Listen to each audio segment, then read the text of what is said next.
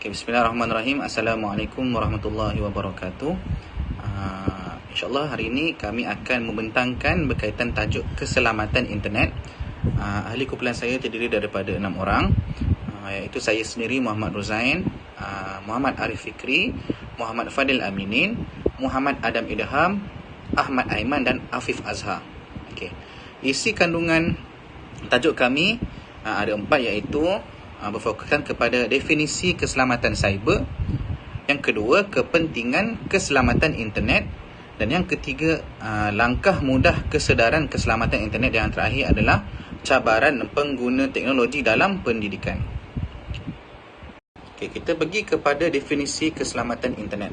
Okay, keselamatan internet adalah istilah catch all. Kita ambil semua untuk isu yang sangat luas yang meliputi keselamatan untuk transaksi yang dibuat melalui internet. Okay, umumnya, keselamatan internet merangkumi keselamatan pelayar, keselamatan data yang dimasukkan melalui borang web, dan pengesahan keseluruhan dan perlindungan data yang dihantar melalui protokol internet. Okey, baik, seterusnya adalah kepentingan keselamatan internet. Okey, apa kepentingan keselamatan internet yang kita perlu tahu? Antaranya adalah untuk kita mengekang kandungan-kandungan yang negatif daripada terus tersebar di dalam internet tersebutlah. Okey, itu yang pertama. Yang kedua adalah untuk mewujudkan persekitaran penggunaan internet yang selamat untuk masyarakat kita. Sebab apa? Sebab internet sekarang ni apa-apa kita nak buat, tinggal klik aja. So, keselamatan internet perlu ada untuk kita elakkan daripada benda-benda yang tak elok tersebar. Khususnya apa? Khususnya untuk kanak-kanak dan remaja lah.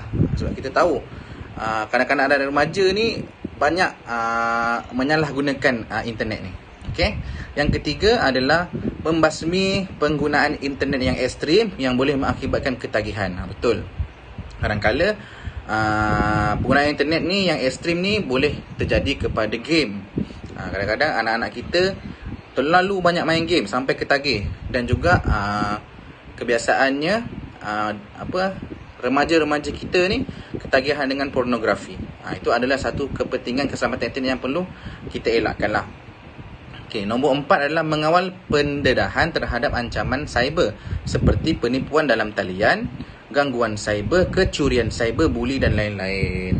Ini pun adalah sangat penting kerana zaman sekarang banyak kes-kes pencurian daripada internet sendiri yang kita boleh anggap sebagai scammer lah. Okey, Assalamualaikum warahmatullahi wabarakatuh. Nama saya Muhammad Fadil Aminin bin Abdul Zaidi. Baiklah, kita akan masuk ke subtopik seterusnya, iaitu 10 langkah mudah untuk kesedaran keselamatan cyber. Kita tahu bahawa cyber security sekarang sangat penting sebab semua peranti, segala-gala perkara yang menggunakan gadget, tak kisahlah daripada tablet, telefon, sehingga ke laptop, PC sekalipun, pada zaman sekarang ni, zaman teknologi, perlu ada cyber security-nya lah, dari telefon sampai ke laptop. Jadi 10 langkah mudah untuk kita elak kita punya cyber ni dicelok ataupun disilap ataupun dikacau oleh orang lain. Nak senang kata dihack lah.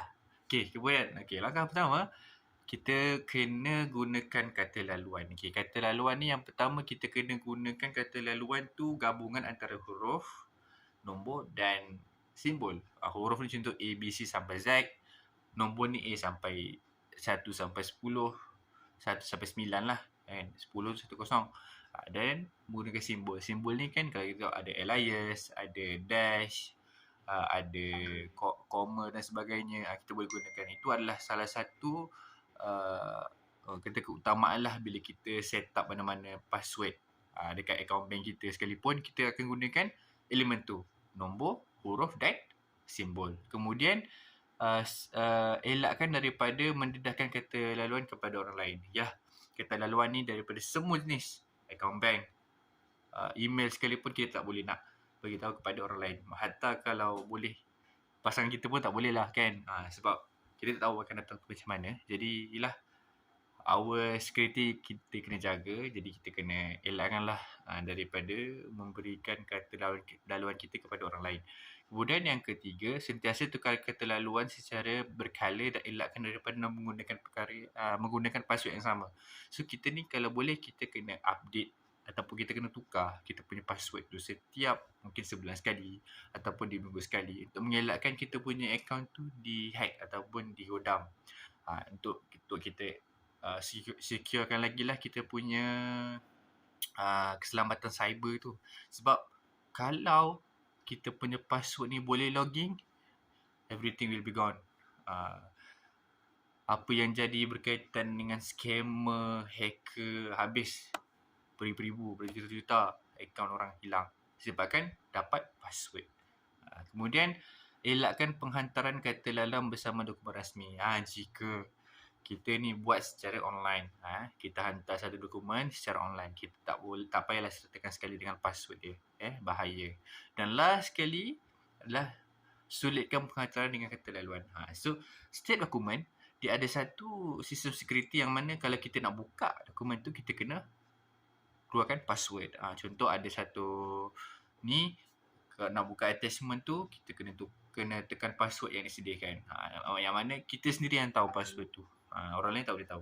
Okay, itu langkah pertama, gunakan kata laluan. Kemudian yang kedua adalah kemaskini perisian keselamatan. Okay, perisian ni adalah software. Dalam laptop ke semua kita akan ada perisian keselamatan dekat device masing-masing, peranti masing-masing. Yang pertama, lengkapkan komputer dan gadget dengan perisian keselamatan antivirus ataupun anti-spyware. So dalam laptop ke dalam PC, telefon kena ada antivirus ni. Okay, kemudian elakkan daripada menggunakan perisian keselamatan yang telah tamat tempoh. Mana-mana perisian yang dah tamat tempoh elakkan gunakan bahaya. Kemudian last kali gunakan perisian tulis. Jangan pakai yang kopi, jangan ambil yang pirate punya kan. Kadang-kadang benda tu yang menyebabkan hacker ataupun scammer senang dapat detect kita punya peranti. Jadi itulah dua langkah dalam kita menguatkan security dalam peranti yang kita gunalah, daripada telefon, tablet, laptop dan PC. Sekian, terima kasih. Langkah yang ketiga iaitu simpan dan lindung maklumat. Ada 6 caranya. Yang pertama, elakkan daripada memuat naik dokumen rasmi kerajaan dalam public cloud. Yang kedua, sentiasa imbas peranti skoran sebelum menggunakannya. Yang ketiga, sentiasa sediakan salinan pendua maklumat digital secara berkala. Yang keempat, elakkan daripada meninggalkan komputer ataupun gadget tanpa pengawasan. Yang kelima, putuskan sambungan internet atau wifi sekiranya tidak digunakan lagi. Yang keenam, pastikan meja kerja kita yang kita gunakan dikemas dan semua maklumat rasmi termasuk apa yang ada dalam store tu disimpan dengan selamat. Langkah yang keempat adalah elak daripada kita terpedaya. Okey, dengan cara apa? Semak rujuk kepada sumber-sumber yang sahih. Dan cara yang kedua, elakkan daripada terus mempercayai kandungan laman web, blog, email yang diragui ataupun daripada orang yang kita tidak kenal. Assalamualaikum warahmatullahi wabarakatuh. Saya Muhammad Adam Dahid Ismail. Saya akan menerangkan langkah-langkah keselamatan internet. Okey, langkah yang seterusnya ialah beretika. Beretika bila mana menggunakan internet dan media sosial. Langkah yang pertama adalah memastikan alamat email dan kata laluan rasmi tidak digunakan dalam akaun peribadi media sosial. Contohnya kalau kita menggunakan email ataupun kata rasmi.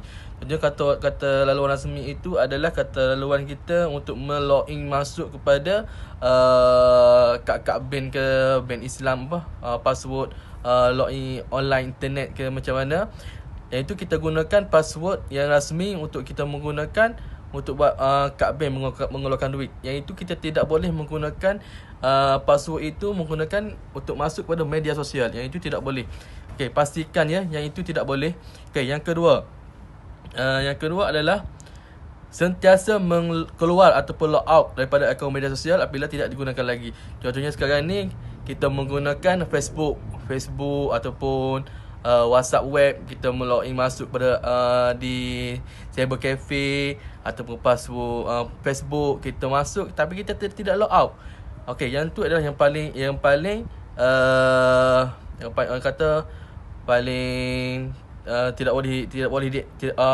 kena dielakkan lah. Kenapa? Sebabnya kalau kita tidak log out keluar, nanti orang lain akan masuk untuk menggunakan cyber cafe ataupun komputer yang kita gunakan tu, dia akan jadi remember password. Okey, di situ kalau awak tidak keluar, dia akan jadi orang yang nak menggunakan akaun tu akan boleh guna akaun awak.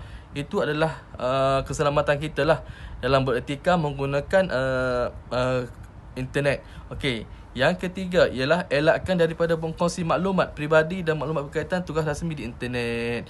Okey, cuba elakkanlah daripada berkongsi maklumat peribadi dan maklumat berkaitan tugas rasmi di internet. Okey, yang seterusnya ialah elakkan muat turun apps ataupun aplikasi yang tidak diketahui tahap keselamatannya. Contohnya, kalau kita tengok link-link yang diberikan daripada Facebook ataupun Google kan, ada link dia tu kan, kita jangan terus tekan. Sebab apa? Sebab link itu mengandungi banyak persepsi ataupun banyak unsur-unsur lain lah. Okey, contoh orang senang nak hack akaun kita. Lepas tu kalau kita tekan, jadi akaun media sosial kita ni akan jadi berterabur. Jadi tershare benda-benda lain, jadi akan masuk benda lain. Jadi macam tu lah. Okey, seterusnya ialah elakkan menggunakan media sosial untuk tujuan peribadi.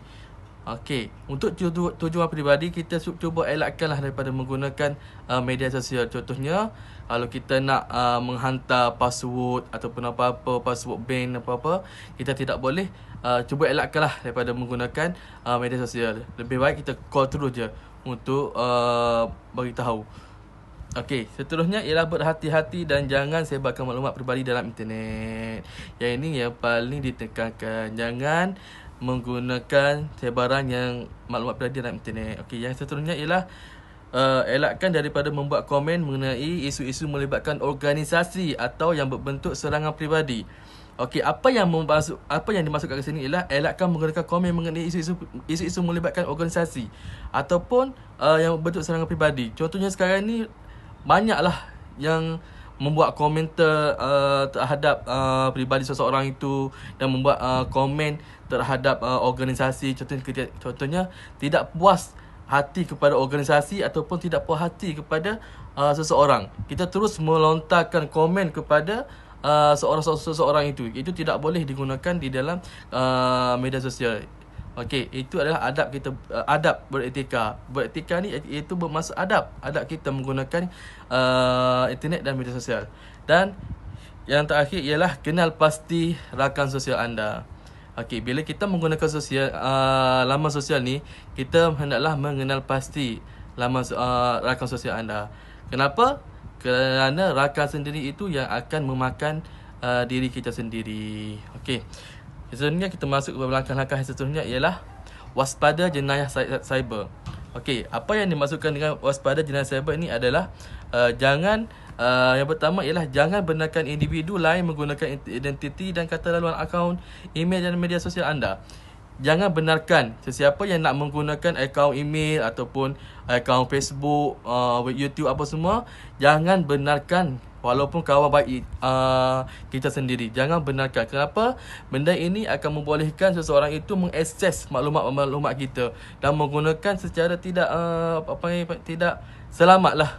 Bila dia tahu, dia akan sentiasa akan buka akaun kita. Okey, yang seterusnya ialah elakkan melayari laman web dan blog yang berunsur fitnah, hasutan, skim cepat kaya dan ideologi keganasan. Okey, sekarang ni banyaklah yang kita tengok di laman sosial yang menggunakan web ataupun blog yang berunsur fitnah.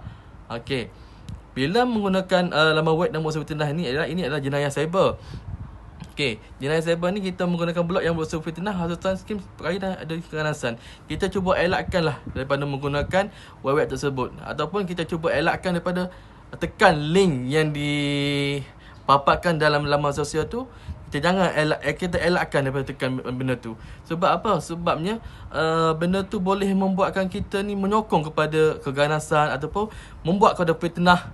Okey, share apa yang tidak patut. Benda kita tidak ketahui, tapi kita men-sharekan balik apa yang jenayah itu buat. Kita share tapi kita tidak ketahui apakah pucuk akalnya. Itu adalah jenayah cyber. Itu bentuk fitnah. Okey, seterusnya ialah jangan mudah terpedaya dengan tawaran atau maklumat daripada individu yang tidak dikenali daripada email ataupun media sosial. Okey, sekarang ni ada scammer. Scammer ni yang paling famous. Okey, seseorang akan telefon ke kita, tanya, beritahu, awak ada apa ni hutang apa semua, dan kita terus mempercayai orang yang telah telefon ke kita itu. Itu adalah jenayah cyber berbentuk yang panggil scammer. Kita jangan mudah terpedaya dengan scammer sekarang ini. Okey. Seterusnya ialah elakkanlah daripada mempercayai jenayah cyber ni, dan jangan mudah terpedaya walaupun dengan kawan baik kita sendiri. Okey, seterusnya serahkan kepada kawan saya. Assalamualaikum. Langkah ketujuh adalah fikir dahulu sebelum klik.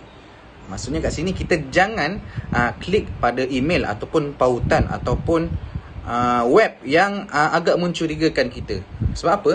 Sebab sekarang ni kalau kita Google, kadang-kadang ada keluar iklan yang tak apa-apa dah. So kita akan main klik je. Klik kita nak buang kan. Padahal benda tu adalah boleh jadi virus ataupun boleh jadi laman web yang bukan-bukan. Yang tak elok lah kiranya. So itu kita kena ada pengetahuan juga. Sebelum kita klik sesuatu, sebelum kita search sesuatu, perlu ada pengetahuan. Okay. Langkah ke-8. Langkah ke-8 adalah laporkan. Laporkan apa? Laporkan jika ada sebarang kejadian, insiden kebocoran maklumat, kita boleh laporkan maklumat berkenaan kepada pihak yang berkaitan. Okay, lagi laporkan dengan segera kehilangan sebarang aset ICT kerajaan. Ini kalau melibatkan kerajaan lah. Okay. Yang ketiga, laporkan email atau pautan yang mencurigakan atau dari orang yang tidak dikenali kepada bahagian teknologi maklumat. Macam saya cakap tadi lah. Segala pautan yang kita rasa curiga, yang mendatangkan mudarat kepada kita, kita boleh laporkan dia kepada pihak yang berkaitan. Dan yang terakhir adalah laporkan kepada pihak berkuasa sekiranya berlaku sebarang insiden jenayah cyber seperti penipuan internet. Zaman sekarang sangat banyak scammer yang kadang-kadang hanya dengan satu klik aja kita dah boleh tertipu. Scammer lah tu. So perkara-perkara macam ni patutnya kita laporkan kepada pihak berkuasa. Jangan kita diam diri sahaja. Okay. Kita bergerak kepada langkah yang seterusnya, iaitu langkah yang ke-9, ambil tahu. Di mana kita hendaklah peka dengan trend ancaman cyber terkini. Kita bukan sahaja peka, tapi kita perlulah fahami dan waspada mengenai kesan-kesan negatif akibat penyalahgunaan internet. Kalau kita masih ingat lagi lah, zaman-zaman sebelum ni, kebanyakannya scam ni dia lebih kepada panggilan telefon yang palsu. Contohnya dia menyamar sebagai pegawai LHDN. Kalau kita lihat trend zaman sekarang ni, dia lebih kepada penyalahgunaan dalam aplikasi. Contohnya Shopee. Dia menyerupai orang Shopee untuk mangsanya membeli dalam link yang dia bagi tu, tetapi lepas tu dia hilang macam tu. Barang tak sampai, duit lesap. Jadi kita kena tahu trend terkini orang melakukan scam tu, penyalahgunaan internet tu. Jadi kita kena tahu. Seterusnya, langkah yang terakhir iaitu kita hendaklah patuh. Di mana kita hendaklah sentiasa ketahui dan patuhi polisi, arahan, peraturan, garis panduan dan perkeliling berkaitan keselamatan cyber yang dikeluarkan oleh agensi atau organisasi dalam kerajaan. Seterusnya, akhir sekali, iaitu berkaitan dengan cabaran penggunaan teknologi dalam pendidikan. Terdapat banyak cabaran penggunaan teknologi dalam pendidikan. Jadi antara yang saya boleh gariskan di sini adalah ada 5. Yang pertama iaitu guru dan murid terdedah kepada serangan cyber melalui penggunaan internet. Seterusnya, yang kedua, tahap pengawalan cyber yang rendah oleh pihak pengurusan sekolah. Seterusnya, ketiga, kekurangan tenaga pengajar dalam bidang ICT. Seterusnya, yang keempat, iaitu cabarannya ialah kos yang tinggi untuk penyelenggaraan bagi memastikan keselamatan rangkaian terjamin. Dan yang terakhir sekali iaitu kekurangan ilmu dan kesedaran terhadap bahaya serangan cyber terhadap kerahsiaan dan keselamatan maklumat. Saya kira setakat itu sahaja daripada kumpulan kami keselamatan internet. Saya akhiri pembentangan kita dengan wabillahi taufiq wal hidayah. Wassalamualaikum warahmatullahi wabarakatuh. Terima kasih.